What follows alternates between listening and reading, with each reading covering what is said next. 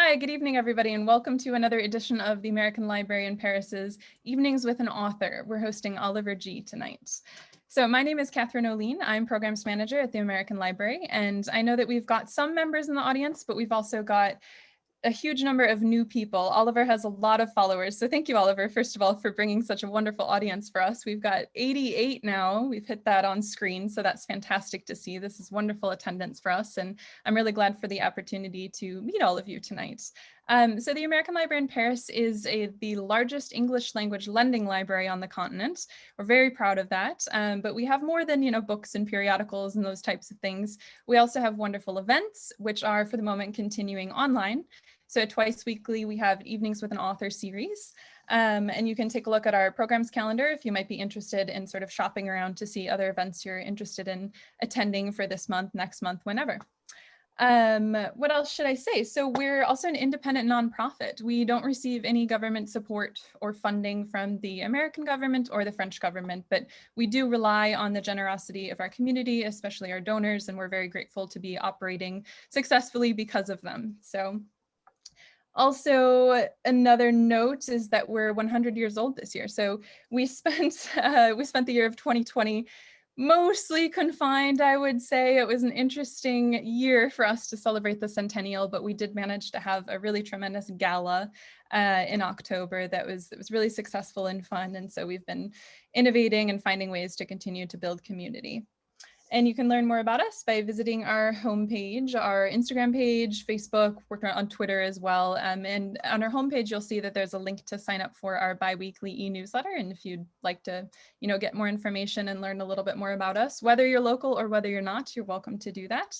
And a final note to say that although we are shut as a space right now with the new lockdown in France, we are open for curbside lending as of today. So we're continuing to lend books to members and setting up a more and more active service, just as we had done in those final couple months of the last confinement. So thank you for bearing with us and supporting us through this strange time. So tonight, again, we're delighted to be joined by Oliver G. And he'll be speaking about his new memoir. I see he's got behind his shoulder there, Paris on Air. He's Australian, but has been local since 2015. He first came as a journalist, and now he hosts the tremendously popular podcast, The Earful Tower. He's here to share some stories and laughs with us. This is going to be a really, really fun, entertaining night, I think. So without further ado, thank you for being here, Oliver, and welcome. Thank you very much for having me. And it is weird, isn't it? Because I was thinking as I was getting ready how much fun it would have been to do this in the library, but we'll make the most, and I'll do my best to make this an entertaining Zoom, not just that, but an interactive one. I'm sure you guys have done a lot of Zooms lately, so we're gonna find ways to make this fun. When I say interactive, if you fancy something's funny, you can laugh by moving your head wildly back and forth. If you find something, there you go, some of you got it already. If you find something's applause worthy, you can just wave your hands in the air. That way, because I'm looking at you all now, and it'll feel like we're in a real room. But honestly, thank you very much to the American Library of Paris for having me. I think this is going to be really fun. It's an honor to be here, and they gave me the option of having someone to interview me, or I could interview myself. And I thought, rather than risk some interviewer sending me some curveball question that I'm not ready for, I could potentially avoid it by writing my own questions for myself. Also, I have a feeling I know what you guys maybe want to know. So I've written 7 questions for myself. I'm going to be keeping an eye on the chat, and I'm going to be reading your questions and going as we go as well. But the first thing that I wanted to do before we get anywhere, I just want to know how well you guys know kind of who I am. So I'm looking at all of your faces now. If you already feel that you know my world pretty well and who I am, wave your hands like crazy just for a second. Okay. All right. Okay. That's pretty good. I think like 70%, I'd say 70% waving. So for those of you who is that little one? Ashley's child there looks to be having fun. Hello. So for you guys who have no idea who I am, and apologies to you guys who really do know, but I'll do the brief version. My name's Oliver G, and I came to Paris 2015 as a journalist, which, as many of you guys probably remember, was a very tough time for the country. There were terror attacks. I came the day after the Charlie Hebdo attack to cover that as a journalist. I did that for a couple of years as working as a journalist, switched to try and make a career as a podcaster, and against the odds, I think I've done it. And along the way, I've written this book, which is the reason that I'm here talking. And when I say podcast, it's half an hour every week where I interview interesting people who make the city of light shine. And according to the New York Times, it's one of the best travel podcasts in the world. There's my introduction of myself. I feel like that's a fair sort of 60 seconds. But the reason I'm here is to talk about this book that I wrote that's over my right shoulder, Paris on Air. And just once again, can I just know who's already read it just by a wave of hands? All right. Okay, cool. Okay, so I'm expecting some questions from you guys towards the end or as we go. But the gist of it is really that book covers the last 5 years in Paris. And I've written these 7 questions to get through. And I'll start with the obvious one is, why did I write a book?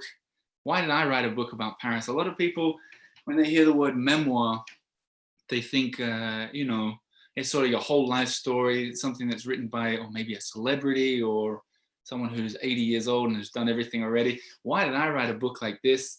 Well, there's a few reasons. The first is I've read a lot of books about Paris, a lot of memoirs. It feels to me that a lot of them were written by women. And then it feels to me that the men who've written them tend to be kind of different from me in that often they're quite older than I am, I think. And then the second thing I've noticed, I'm not sure if you've noticed the same thing, but they tend to be fairly on their way up climbing the ladder of life and success. They're quite firmly planted somewhere near the top, experiencing things that many people, including myself, never do. Whereas me, I feel like I'm on that ladder. I feel like I'm maybe hanging on to the bottom rung, or at least I was when I got here, slipping, dangling with my legs below, hanging out in different places, fighting and struggling to get by and to try and make an honest man of myself, I guess. So I felt like I was coming at it from a different perspective. There was that. I felt like I had a really interesting time that I was here, like partly just coming here as a journalist to cover that Charlie Hebdo, then of course what happened in the tragedy in November, the Bataclan and everything, all those terror attacks. But then, just being here through these past 5 years, seeing all the changes, reporting on them, and then trying to turn that into a podcast and make a career out of a hobby, podcasting that's still quite new to people, especially to me. I felt like my story was kind of unique. And then thirdly, I just really like telling stories. If you listen to my podcast, you'll know that as well as interviewing people, I like to tell stories, unusual stories. We'll get into some of them in a minute. And it just seemed ripe. It seemed like a ripe opportunity to write a book. And then the last reason that I wrote it as well was because weirdly, podcasting's still quite new to a lot of people. And even especially in France, many French people, when I meet them, they say, "What do you do?" And I say, "I'm a podcaster." I don't know if you other guys have noticed this speaking to French people. A lot of French people can't even pronounce the word podcast. Like they say podcast. Like it's, are there any French people here? I'll be very interested. There is Jessica Montluc. You look like a French name. Yeah. So it's quite a weird job to do and to grow it. And it also occurred to me, just from like a purely, marketing sense, to write a book. It's much easier, for example, to get invited to the American Library of Paris when you've written a book than when you've got a podcast. So it's opportunity to tell my story and to meet people and grow everything. So there you go. There's the whole reason why I did it, which is something I get asked a lot when people hear that I wrote a memoir. But I feel that's my first answer to my first question, and an easy question at that. Okay, second question. And remember, one thing I haven't talked about yet, something I like to do a lot is live videos where I walk around Paris, especially with a live YouTube video. I call them walk shows, walking with a guest, reading the comments as they come in. If you guys do have questions or comments or anything, I can read them while we go and even respond to them. So feel free to go as we go, because I quite like it. Question 2. out of 7. Why did I self-publish a book? So this book was self-published, and it's interesting because I initially didn't intend to do it this way. I initially, when I was writing, I was thinking, there's no way I want to do all the extra work. I'm going to immediately try and get someone to hopefully take it and turn it into a book. And then I was talking, often when I do interviews with authors on my own show, I talk to them afterwards and just hear their story. And a prominent author in Paris, I don't know if he'd be comfortable with me saying his name, but a prominent author said to me, like quite a prominent author indeed, said, if I had, and I will never forget this, he said, if I had the moxie, the mettle, and the gumption that you do, Oliver, I would self-publish my book in a heartbeat. And I thought, well, that's quite interesting. Firstly, I had to get my dictionary on a couple of those words. Moxie, I don't even think I'd ever heard that one before. But, you know, maybe I do have moxie and mettle and gumption. So I started looking into it. And the more I looked into it, the more I realized that if you've already got an audience, and this is a question I get a lot from people about self-publishing, how it works and why I did it. It's so much quicker. You can control it so much more. And if you have an audience, it's a way easier way to get a really quick head start. But also on top of that, I don't know how much you guys know about books and how authors make money from them. But from what I see, and you know, I'm sure Catherine, our host tonight, probably knows more about this than I do, but it's a bit of a ripoff for the authors, to be quite honest. Not just like these people who do it as a career, it's a tough gig, I think. And then on top of that, companies like I'll tell you what Amazon pays when they print off one of my books, and I get a commission from it. It's $3, $3 US, which when I started hearing these things, I was like, this is crazy. It makes way more sense to self-publish. So against my own initial choice, I decided to self-publish it. And the short version is I did a Kickstarter. I pre-sold it. So I said to maybe some of you guys here, in fact, I'm certain some of you guys here were on that. Some people smiling there. I think you were probably there for it. But I, pre-sold it and used those earnings to publish the book. And then the general public, I suppose, had the chance to hear their reviews and so on. And that's how it's continued over this past, I guess, 8 months or something. So there you go. Someone asked me what I learned from self-publishing a book, and that it is a lot of work. It's a heck of a lot more work, but it's really nice to be totally in control. And that's kind of a theme, I think, for the people who read the book or who've read it. Being able to control your own destiny sounds a bit lame, doesn't it? But I think you know what I mean, like being able to be in control of what happens, which is kind of what I did with this podcast and turn that into a career. It's just a lot more satisfying. And I really enjoyed the journey. In fact, that's what we've done with the second book that I'm going to talk about later. It takes a lot less time to read. But that's for later. That's for question 7. Question 3, I'm going to get into territory I haven't talked about with the followers here who've probably read the book.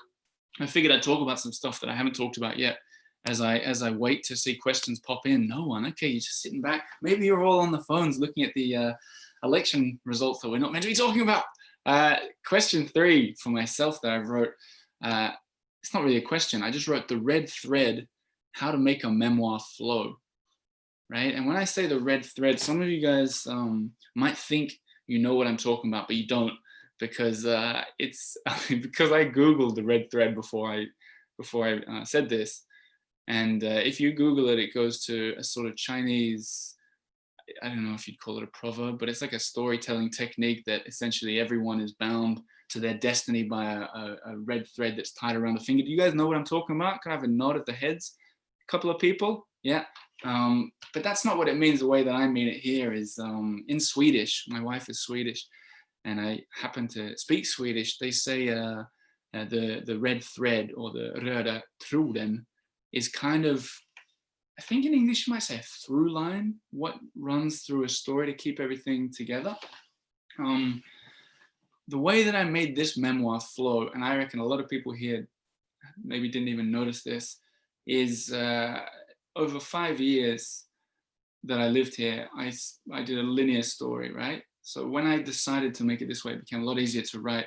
There are 9 chapters in the book, And each of those chapters are 6 months. And that's not explicitly written anywhere. Like I didn't say, oh, when you read this book, the first 6 months are 2015, January to July or whatever. But that's exactly what it is, to the month, pretty much. So that's the first way that I made it flow. But that's not the most interesting way. I think the most sort of interesting way that I learned as I was writing it is this red thread. Instead of having one thing that made the whole story tie together, I purposely told it in a way of having, I would say probably maybe 7 to 10 storylines, red threads, running through the whole book from chapter 1 through to chapter 9 that eventually get wound tighter until at the end, everything sort of makes sense.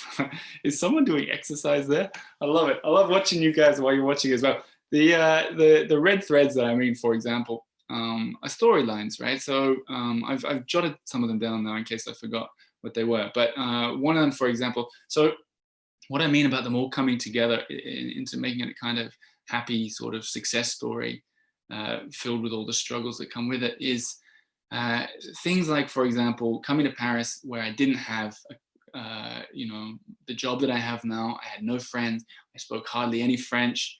I just met Lena, who is the woman I ended up marrying.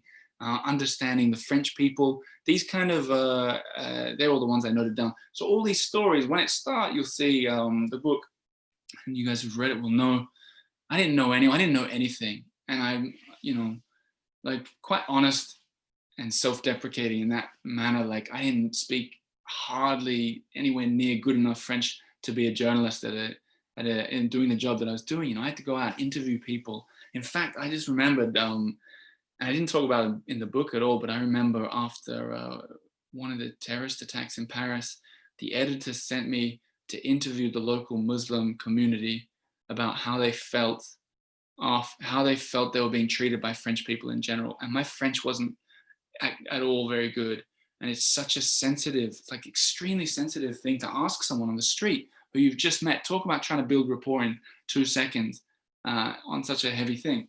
So if you imagine doing that kind of job, speaking French like an Australian cow, as I did, it's tough, So all these stories like that, and then eventually figuring out French, eventually figuring out why I was having such troubles with banking and all this kind of stuff, just tying it up each chapter so that by the end, I don't want to spoil the ending, but all those things were kind of fixed and things sort of were running smoothly. And, what's that, like a coming of age story as well?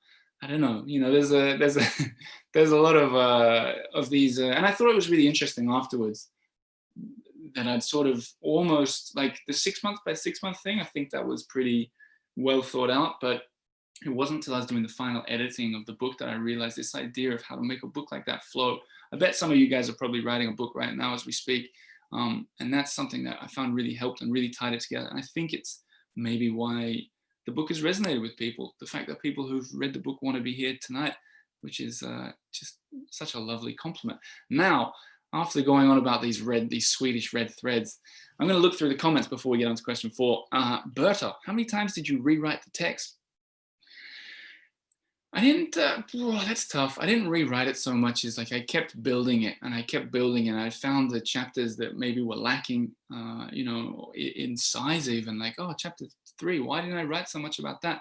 Oh, maybe that's a good point to tell the story of how I invited the basketballers over to teach me about, I didn't invite them, they invited themselves.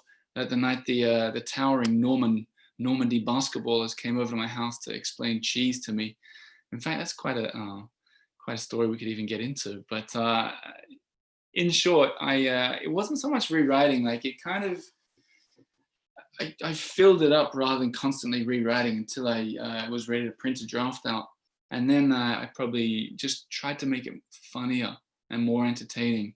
Like I hardly at all went back and said, no, got to take out this chapter or reposition it. I just kept rewriting bits to make it more entertaining. And that's something I want to stress, if I can say so myself. I really want it to be an entertaining book. That's just same with the podcast. So it was more rewriting bits to try and make them funny. Like you guys have read it, like the like when my French neighbor asked me if I was afraid of ice, and me trying to figure out what, or my French neighbor who always called me wino. He just always called me wino. He's like, oh, come around to my place, wino. And I never figured it out, well, until like a year. So like these, just making that more, rewriting it. And I'm not going to tell you what he really meant, because then you'd never get the book. I have a painting called The Red Thread, made with red thread, says Daria. That's amazing. Can you hold it up, Daria? You're allowed to unmute yourself if you can find it and hold up. I'd love to see it. Jim McPherson, MVP Jim, says, what comments from your friends and family were most supportive to you while you were writing? I'll tell you something, Jim. I hardly told anyone that I was... Where is Jim, by the way? I want to see who I'm talking to. Can you wave if you're... No, I can't see you. Okay. I hardly told anyone. It was one of the biggest surprises for my friends is we sat down for... I took them out for drinks or dinner. Or I say took them out. Like we all went out and I said, well, I'm launching a Kickstarter next week because I've written a book. And they thought I was kidding because I didn't talk about it. Personally, one of the things, and this is personal, so no, I'm not judging anybody in the room or who's watching this in the future, but one of my sort of pet peeves is hearing about people's, the book they're writing for 20 years, those kind of stories.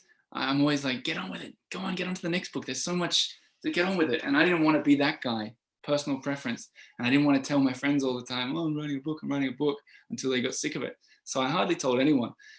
So no one, and definitely no one read it, not even my parents. In fact, when I published it, only my wife and two people who helped with the editing. So one proofreader and one editor had read it. So I purposely didn't look for anyone's support, Jim, but that was a unique question. Red thread equals fil conducteur in French. I don't know, maybe. A couple more questions before I get on with it. What feedback have you gotten from Parisians on your book and podcast? If by Parisians you mean expats who live here, a lot of them have said that they, and I'm sure you don't mean that, but I'll start with that. A lot of them have said that they saw themselves in it, going through all the problems, like the time I got overdrawn thousands of euros on my bank and was getting charged 20 euros every time I used my card, and going in to try and negotiate that. While I couldn't speak French, and just getting basically kicked out.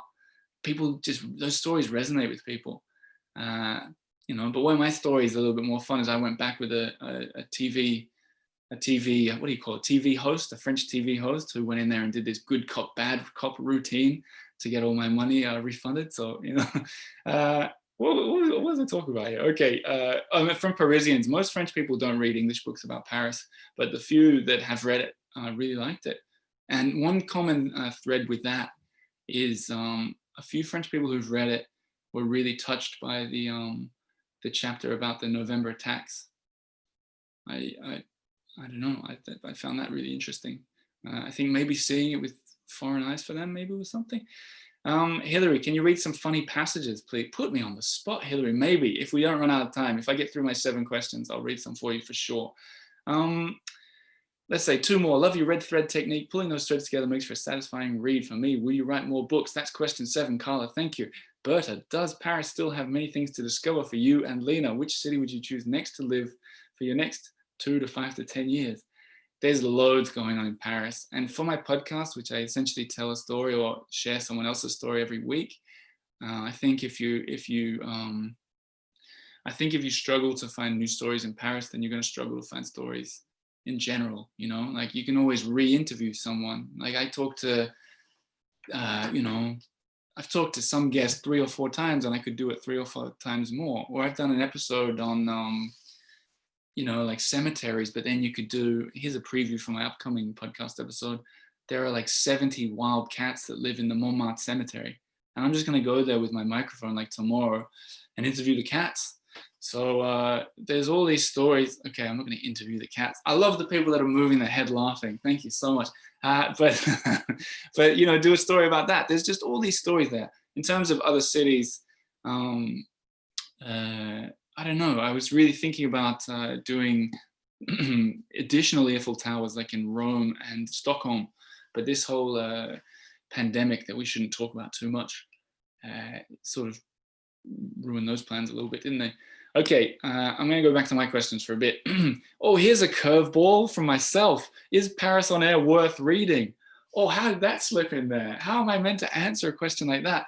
I don't know. I think it really is. I think a lot of people, I think in all seriousness, it's very light. It's a light book. I've been reading, I got a French book club that I run, where every month for the past 2 years, I pick a book about Paris or France and read it. And always at the back of my head, you're reading it as a writer yourself and thinking of, even if you don't want to, you compare it to your own stuff. And mine's just super like light and entertaining. And I think the world needs it. That's what I say. So yeah, that was a curveball of a question, but I'll answer it. I think it's not full of facts like a lot of the other memoirs are, where I feel like a lot of them will read each other's work, to be honest, but they quote from Voltaire and talk about this and that, but I just sort of more took people on a journey, and that was the goal with the book. Okay, question 5. I wrote, what do I get asked about the most? Because I find that interesting. People read the book, what do they ask about? And the honest answer there is, I've done like maybe 40 or maybe 50 of these kind of Zoom calls, but almost all with the Alliance Française chapters around, especially the States, almost all in the States. So the question I get asked about all the time is how to, like, tricks to learn French, essentially, secrets and shortcuts. And I talk about that a lot in the book. And my answer to that is find a French person and force yourself to speak their language with them. Just force yourself, as in, if you don't know the word for chair in French, you don't say to him, oh oui, c'est quoi le mot pour chair? You try and describe the word chair, which is even harder, Like, I forgot the word that when I was in the cemetery the other day talking to the guys, and the reason I'm in the cemetery so much is because we're in lockdown again, and that's within my kilometer. So I've been there like every day, which is a pretty unusual existence. But I forgot the French word for to feed, which many of you probably know is nourrir, right? I forgot the word. So I'm asking the guy, is it legal to feed the cats, or is it illegal? Because everyone's in there feeding them. And I couldn't think of the word, so I think I felt like I sounded like Borat talks English, So I was like, is it legal to give nourishment to cats? Like, that's how it was an atrocity.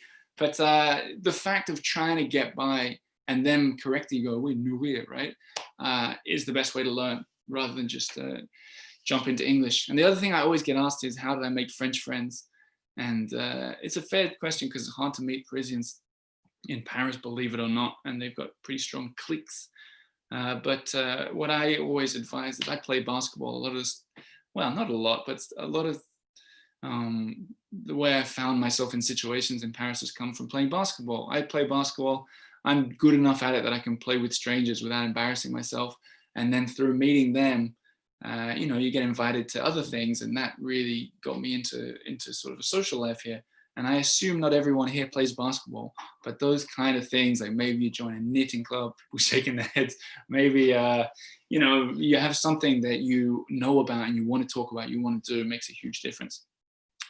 I've got 2 more questions, so I'm just going to pop into I'm going to change screen, so I'm looking at 25 new people here, and I'm going to see the comments here.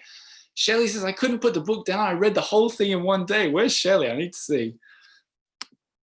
Maybe her or his camera is off. But that's a lovely thing. Those comments make me want to write a second book, which we'll talk about in question 7. Thanks, Shelley. Stephanie, what are your 1 to 2 suggestions, must-dos for someone moving to Paris next year? I tell you, I got a good answer for this, actually. Something that I did, and I did an episode about it once, is instead of giving you 1 to 2 suggestions, I give you 1. Is you write a bucket list. And I did this with my friends, and it was hugely fun and rewarding. Is you write a bucket list with 5 things to do before the end of the year. And you share it with all your friends, and they go in, and you guys can do this next time you come to Paris as a tourist, if you're not all here already. Although judging by some of your backgrounds, you're definitely not all in Paris. But you write 5 things in ascending order of difficulty to do. So number 1 would be, try that cafe on the other side of town you've always wanted to check. Just really easy. And then number 5 is, front row seats at the opera, or go to Asterix World or whatever. And then with the people you're traveling with or your friends, you try and get through that list. And what we were doing is that we'd say, hey guys, I'm doing number 4 on my list where this big document. I'm going to, I don't know, Disneyland or Disney World or whatever it's called here. I've never been. And then you go, who wants to come? And then, it brought people together as well. So there's what you should do when you come to Paris. Stephanie. Emily, yes, it is worth reading. Light, funny, relatable, and inspiring. Wow, thank you very much. Jean, will you take more weekend escapes out of Paris to share with your members, as you did recently in Burgundy? Very interesting. Jean, we can't, is the quick answer. We're not allowed to travel. So no, but I want to, and I hope to do that. Caitlin says, running club. Yeah, good example. Shelley says she's waving, but I missed her.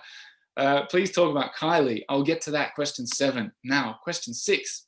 How do 2 Paris lockdowns, what a perfect flow. How do 2 Paris lockdowns affect an author?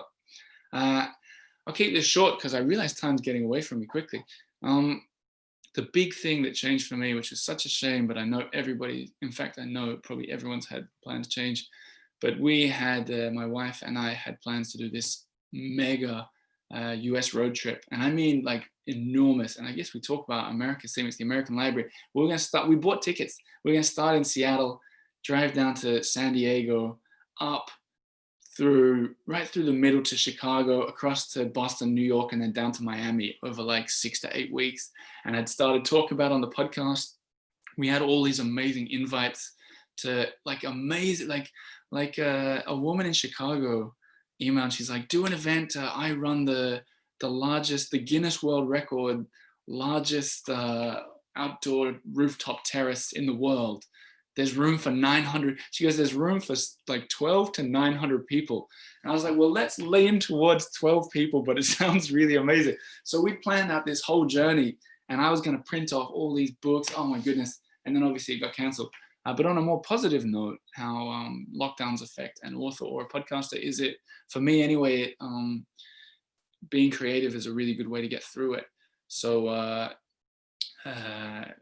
one thing that I did during the 2 things I did during the last lockdown. One is I turned Paris on Air into an audiobook. And audiobook is not the right word to use, because personally, I think many audiobooks are really lame. Like it's an author reading someone else's, an actor reading someone else's words, especially for a personal book like this.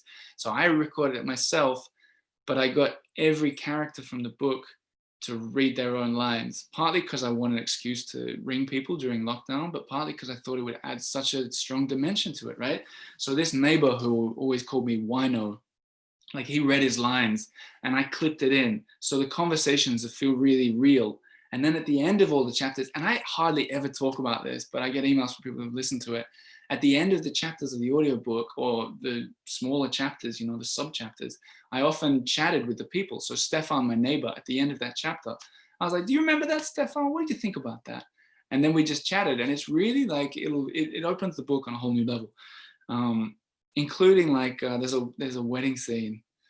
I'm not going to get into it too deeply, but at the end of that, even though my grandma didn't have any lines in the book, well, she had one word really, but I chatted with her about the wedding afterwards, and it was really touching. I added this whole new dimension to the book.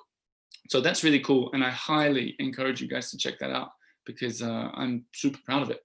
And then it also, the lockdown helped me with question 7, which is what next? It's a question I love to ask on the podcast to everybody. What next? And for me, there's 2 things coming up. One is I already started writing a sort of follow-up book.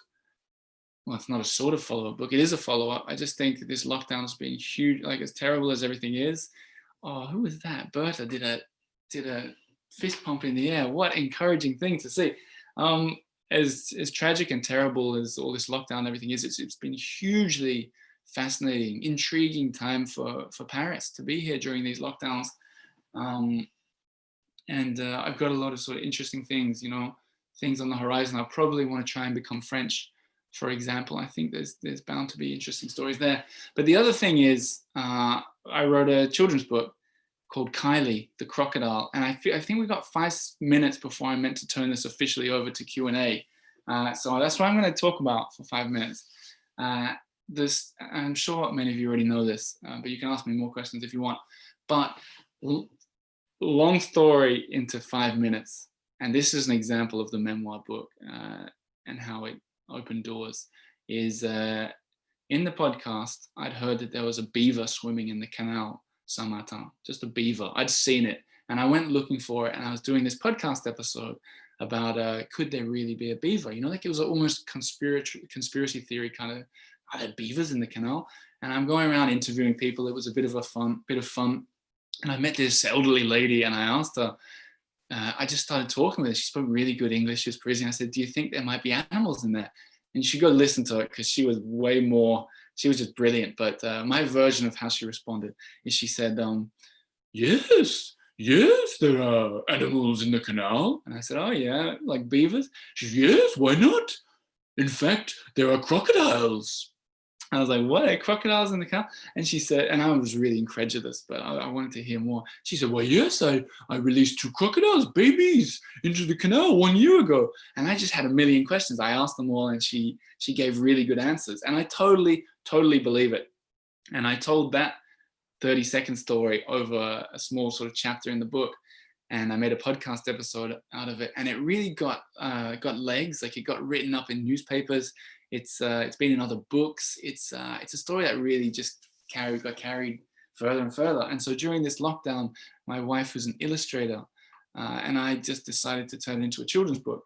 So we retold that bit that I told you over the first couple of pages, and then the next 30 pages or so are just following the life of Kylie the crocodiles as she explores Paris during the day. Oh no, during the night.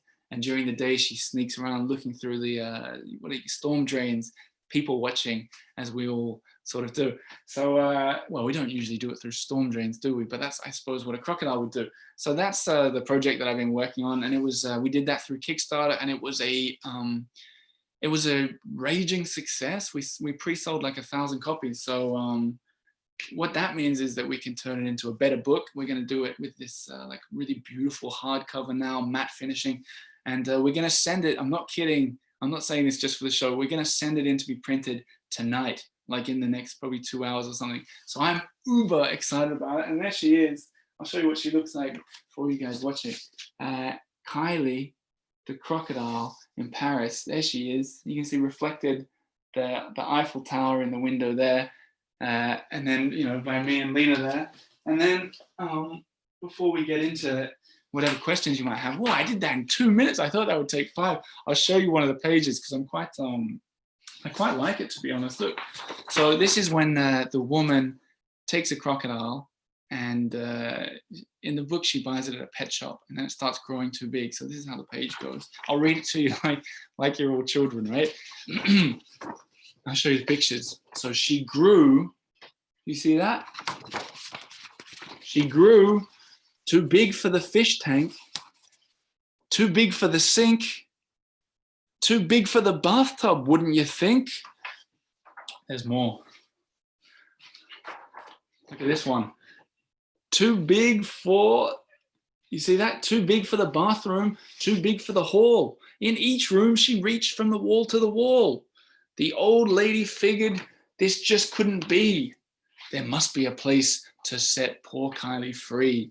Ooh. So that's the story we've been working on, and we're super pumped to be sending it to the printers tonight. So it'll get to people in time for Christmas. So there you go. That's the end of me interviewing myself.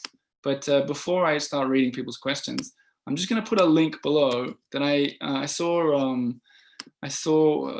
Before Catherine shared a link. That's perfectly good to get the book, but I made this link that I just shared now. So open in another tab or something, the earfultower.com/ALP, which has nothing to do with the Alps that we crossed on the scooter during the honeymoon, which I forgot to mention. But it's it's just a link where you can get the children's book. You can get the children's book or the memoir, or them both together with the audio book in a bundle that I'm just doing for you guys just for today. So that's all there. Save that, and then let me look for your questions. And then I think we got 13 minutes where you can ask me anything. Who is that? Berta? Berta's birdie's kid there seemed really excited with that. Were you flashing a laser at me? You got me. Ah, you got me. Okay, now I'm going to answer questions for 12 minutes before we switch back to Catherine, and I'll answer anything. Literally, you can ask me anything. All right, where were we up to? Please talk about Kylie. I did that one. Caitlin says, but not New Orleans. Ah, no, not for the tour, but doesn't matter. It didn't happen anyway. Ashley, please write a second book. Reading Paris on Air was an absolute delight. I was so sad when I finished it. That's a new one. In all seriousness, Ashley, if you were really sad when you read it, some people who've read it listen to the audio afterwards, and it felt like a whole nother book for them.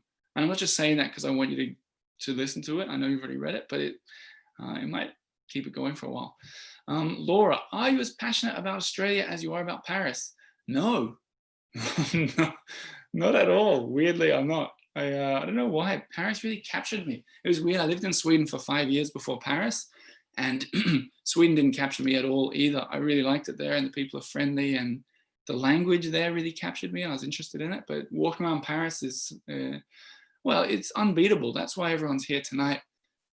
That's why people listen to my podcast, because Paris is I tell people sometimes the real guest of my podcast, and kind of my book is Paris. Now I'm gonna have a sip of water because I'm losing my voice. Come stay with us in Kansas and go to Little Sweden in Lindsborg, although I bet it's pronounced Lindsborg in Kansas. All right, Christina, I'm on my way. Laura Lee says, bonsoir, Michael and I not only read the book, but also listened to the audio while on a road trip from New York to Washington, D.C. We thoroughly enjoyed it all over again. There you go.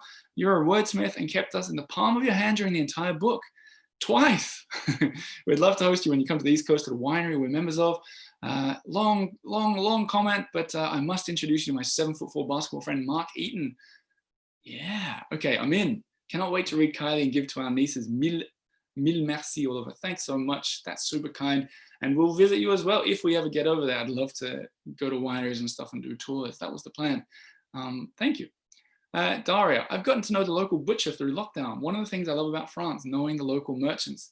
I'll give you a tip that I talk about in the book that works in France, and I did it as recently as today, and it definitely works, is if you want people to, if you want to go from small talk to medium talk really quickly and have a fun relationship with your butcher or your baker, but especially your fruit and veg guys, but this joke works for them all, is when they say ça va, like bonjour ça va, don't just say ça va, oui ça va, merci. I say to them, j'ai la pêche, which literally means I have the peach, but which more means like, you know, maybe it means like I'm peachy happy or whatever. It just means I'm really happy. But it's so weird for a foreigner to say that. I say it in a fruit shop and they still think it's funny. I don't know. I feel like they would have got that all the time. But I did that today and they lost it laughing. And then I added, j'ai la banane. I have the banana as well, which means you have a smile like a banana. Because I thought I was, you know, it's lockdown. I was trying to make them laugh. And it works. And then they're more likely, if you don't have much French, like I definitely didn't, and still, I'm not perfect at all. It's a really good way to spring the conversation forward and not just be glossed over like everybody else. But I'm glad to hear that, Daria. I'm glad someone else is here in France. Is the book in French? Neither of the books in French. And will they be later? I don't know. Not a priority because everything I do is in English. Actually can't wait for the Kylie book. Brilliant. Is Kylie in French? No. Oliver, you absolutely ooze charm, says JMCD. Thank you. On Air was great. I joined the club today. Have you? Oh, you left me on the edge of my seat there. Have I? Yeah, I have. Why not? But what they're referring to there is the club. If you get into this stuff and you really like it, the way, before I wrote books or anything, the way that I turned the hobby into a job, and I'm not exaggerating here, 2 years ago, I was flat broke, like broke. And by choice, I'd quit my job and I'd been doing freelancing journalism for newspapers around the world. And I quit that as well. And I started a membership club where people could get more from a really perfect example. The podcast on Monday is going to be about the cats in the Montmartre cemetery, right? And then the idea will be later in the week, I'll go and do a live video walk like this with people watching just around the cemetery, showing it, but you have to be a member to watch it. Is anyone here members? And can you wave just so Deborah, yes. Jean, yeah, I see a few people. Okay, you guys get it. There's proof that people are there and it's not some weird cult. Patreon membership. And there's a link at the bottom of that, earfultower.com/ALP. But JMCD, thanks for joining the club, if that's what you're referring to. Is there a good story that came from making a book with your partners, is Caitlin talking about the children's book? That's a good question. I think what was really interesting was how little we're experts in each other's fields, and we'll both totally accept that. But I'll because the text is rhyming, as I hope you noticed when I read the bit, but I'm like quite pedantic about the, I guess you call it the meter, you know, like too big for the hallway, too big for the sink, da-dun, da-da-dun, da-dun, da. And sometimes I say to Lena, I just don't feel that works. And she go, eventually, and we didn't sort of admit it to each other at first, but eventually she was like, I just don't hear it. I don't hear it. I'm going to be honest. And she's like, you can't ask me. I can't help you. And it's the same with her drawings, her illustrations. I can't tell the difference between putting the tree there or the tree there. I just can't. Like, I'm like, that looks great. I love it. She'd be like, no, it's wrong. It's wrong. So that was, for me, that was really fascinating, seeing our strengths and weaknesses, and really lovely to know that they can complement each other for a project like this. All right, was living in Paris a dream before the opportunity presented itself, says Laura? I guess it was. I'd studied French at school, in high school, and a bit in university. So it must have been in the back of my mind. And I still remember, in fact, I've done a big story about the first time I came to Paris. I'm not going to tell it now because it's in the book and I've told it many times. I'm sure people don't want to hear it anymore. But when I first, the 22nd version, the first time I came here was with my 12-year-old brother, and we hadn't booked accommodation correctly. And we looked set to sleep on a bench. And he's 12 and a young 12 at that. We looked set to sleep on a bench on the Champs-Élysées on the recommendation of a woman from a tourism office, until the fickle goddess of fortune stepped in and saved the day. And that is all I'm saying. But these things in the back of my mind really, you know, they really, I guess, were giving me this idea of living in Paris one day, probably, because I didn't have them anywhere else. Michelle Beckwith, more Earful Sweden. Got very good news for you coming up, which I don't want to give away too much about. But if you guys are even remotely interested in Sweden, the best thing you can do is follow at the Earful Sweden on Instagram, because that's where I'll talk more about it. And I don't want to dilute the Paris stuff with talking about Sweden, but there's definitely more to come sooner than you think. A few more minutes left. These questions are flowing in. I'm going to keep getting through them. Most challenging word for you to pronounce in English. I'm learning in English. There are some words I can't pronounce. Contemplative today took me about 5 minutes to try and figure out. How about that? But in French, there are loads that I can't say. The ones that are the funniest, I think, and the most irritating for all of us, are when you think you're saying something correctly that's really basic and they don't understand it. And a good example, I didn't use it in the book, but I was trying to say that I was nervous to Stefan, my neighbor, who's kind of one of the main characters in the start of the book. And I want to say I was nervous, and he just didn't understand, because he thought I was saying 9 o'clock.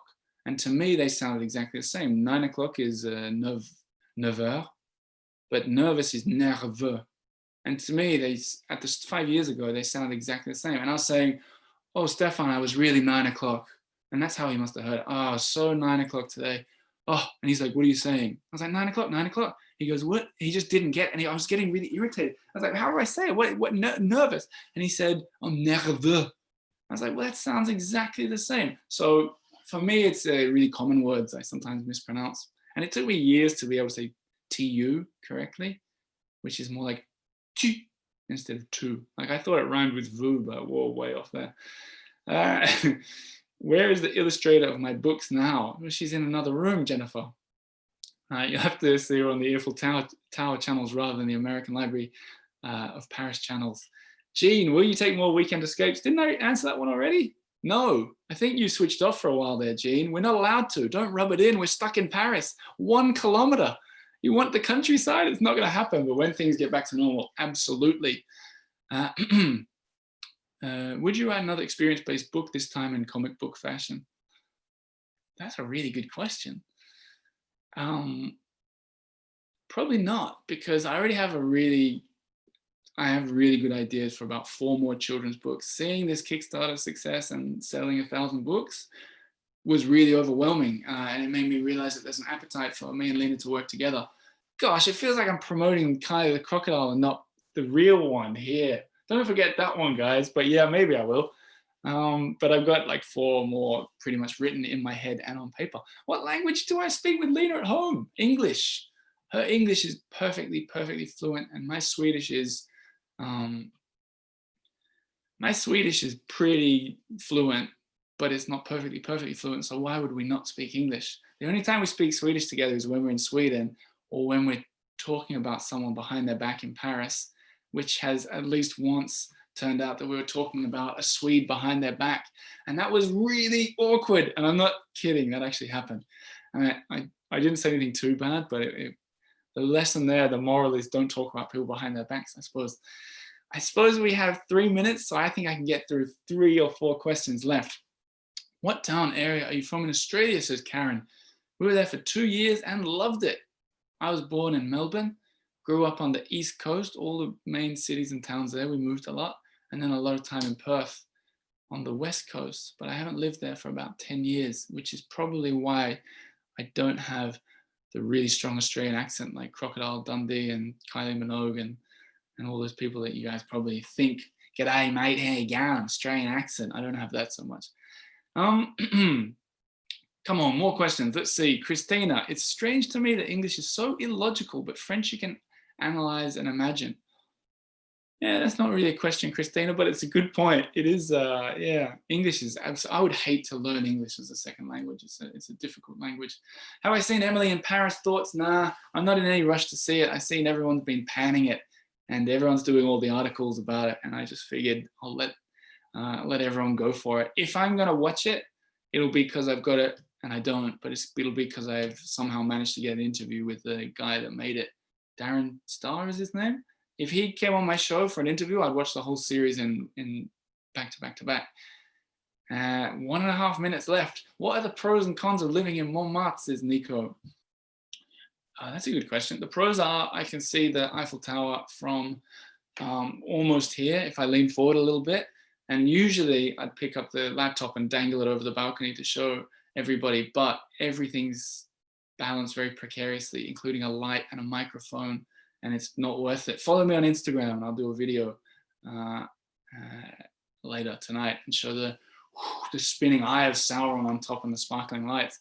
The pros are being able to see the Eiffel Tower and the charm of Rue des Abbesses and so on. The cons is it's too small. Like you can't, if you have to move house like we did, there's nowhere to park a car. There's nowhere to, you know, the sidewalk on the street that I live on is about that big. So, any more questions? I got 1 minute and then we're going to round things off. I'm going to share the link again in case people didn't click it before, because of course it's my hope that if you enjoyed this, you buy a copy of the book or both the books or the audio book, maybe as a Christmas gift if you've already got it. Maybe not, I don't know. Or if you're a true fan and want to take it to the next level, that you sign up on Patreon and join the club. But here comes the last question. There's 3 to choose from. I think I'll go with Kim Loftus, because Kim Loftus has been around following the Earful for a long time. She's a friend of the show even. And she says, I enjoyed your episodes on cemeteries. Does that make you a taphophile, I think is the word. Which one is my favorite? Hands down, Montmartre. The Père Lachaise is everyone goes there. There's too many tourists and so on. But Montmartre is very, I don't know, it's charming and quiet and beautiful and lots of cats. I saw a few cats walking across people's laps during this very conversation. So I think you guys will like my content from there coming next week. But that is our time. I want to say thank you to everybody for being here. I'm going to pass the mic, as it were, back to Catherine.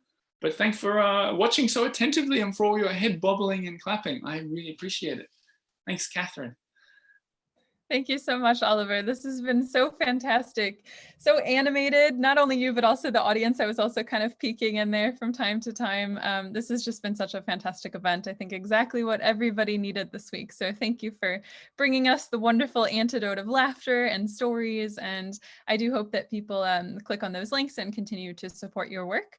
So I just wanted to wrap up by saying a couple of words about the American Library. Of course, we would be there this evening together if we could, but online is second best. So as I mentioned, we're continuing to do events virtually, and next week we'll be hosting author Eula Biss. So she's just written this book on consumerism. It's called Having and Being Had. It's fantastic. I really recommend that one, and she'll be joined by Susan Harlan, who's a professor of English, who will moderate that event. So please join us if you can, again, 10th of November. And then I'm very, very excited to announce Amor Tolls will be speaking on December 16th. So that's also just posted online. You can find that on our programs calendar and go ahead and sign up if you would like. And otherwise, there are a ton of other interesting speakers and authors that we're hosting. Like I said, we do that twice a week. And we also have things like writing workshops and book groups for members. So if you're interested in membership, please go ahead and have a look at our homepage about how you can sign up. We're doing curbside lending again for the moment. And finally, as we are a nonprofit, we do welcome donations. So if you're interested in supporting the library, please go ahead and click that link that I sent sort of just below, just above the Zoom link that went out with tonight's event. Especially if you enjoyed this evening, we would very much appreciate your support in our centennial year. So thank you so much, Oliver, again, and thank you to our audience. I hope that everybody enjoyed tonight just as much as I did. Thank you very much for inviting me, Catherine. It means a great deal that you gave me this opportunity, and I am honestly very honored. You're in good company at the American Library. I know, so thank you. Yeah, everybody check them out. If you guys are here from me and you haven't heard of them before, get in there and check it out. They're doing cool stuff. Thank you so much for that. Absolutely. And donate if you have the means to. Yeah, for sure. Exactly. All right. Thank you, everybody. Take care and hope to see you again soon. Bye, Oliver. Bye.